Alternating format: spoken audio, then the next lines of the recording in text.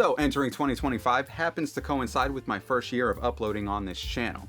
And while I've learned a few things about the platform and made a ton of mistakes, there's one thing that stands out to me in particular, and I don't really hear it talked about on here very much. If you're thinking about starting a YouTube channel this year, or more specifically in the YouTube filmmaking or camera gear space, then the biggest piece of advice I can give you is that you create your own algorithm.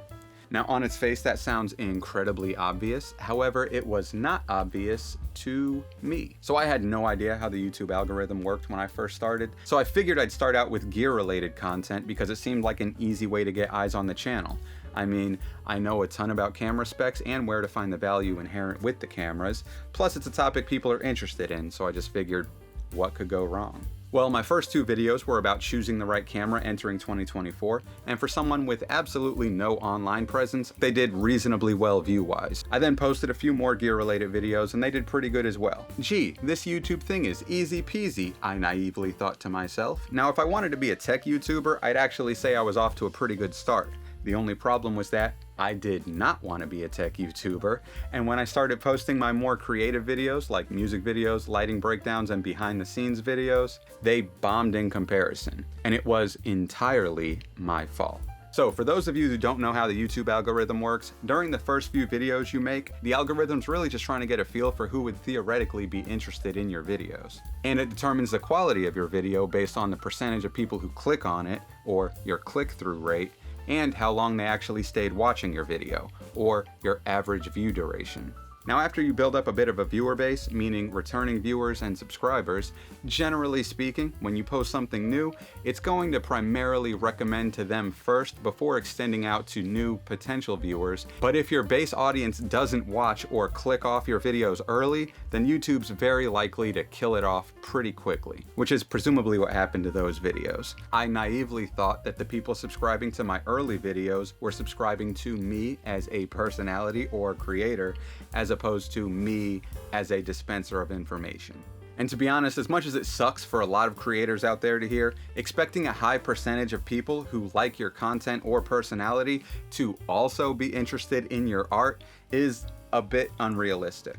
Also, I do know that some people out there are going to be quick to point out that maybe it's not the audience that I've cultivated, but maybe it's just the fact that my more creative videos just happen to suck.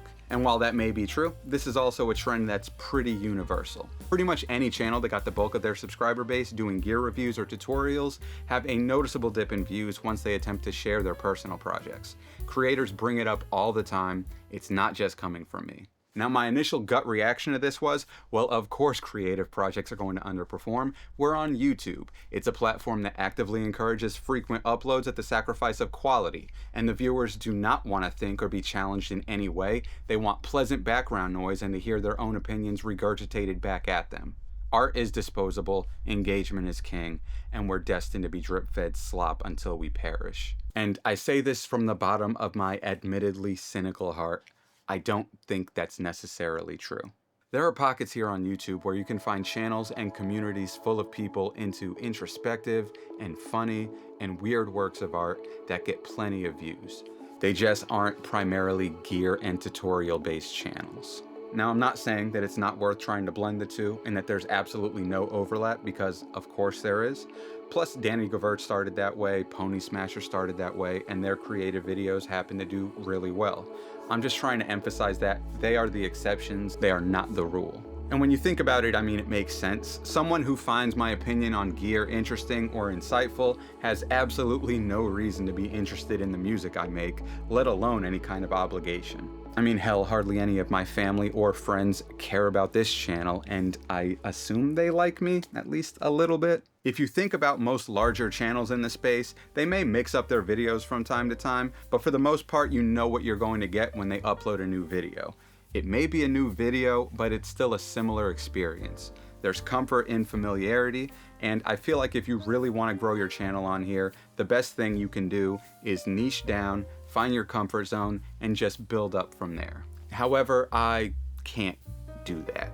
because what I feel like making changes on a month-to-month basis, if not weekly. To me, the best thing about this platform is that you're free to make whatever you feel like making. You can upload whatever you feel like, and anybody across the world could happen to stumble upon it and have it resonate with them. And I find that genuinely beautiful. And since I have absolutely no financial ties to YouTube, the only risk I'd be taking by deviating from what works is potential harm to my ego when that video inevitably flops. But whatever, my ego's a big boy, he'll be fine.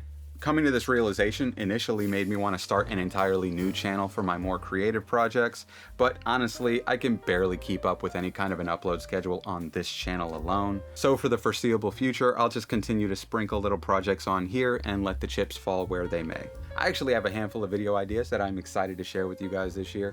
To those of you who like my more off-the-wall, surrealist, and completely unhinged work, I think you guys might dig them. Also, speaking of you guys, I sincerely appreciate those of you who appreciate and show love to my videos, especially the ones where I put a ton of work and a lot of myself into. It's honestly not the unlikely prospect of potentially making money on this platform that keeps me doing this. It's you guys. Also, while I'm being overly sentimental, I'd like to give a public shout out to my girlfriend, who has been unbelievably supportive and incredibly helpful, and just been a complete trooper throughout all the incredibly stupid and obnoxious things I've asked her to do for my videos. I couldn't do this without you. Anyway, to the rest of you guys, here's to 2025. Go out there and make shit. Fuck the algorithm, embrace the algorithm, whatever. Just be human. Farewell, friends.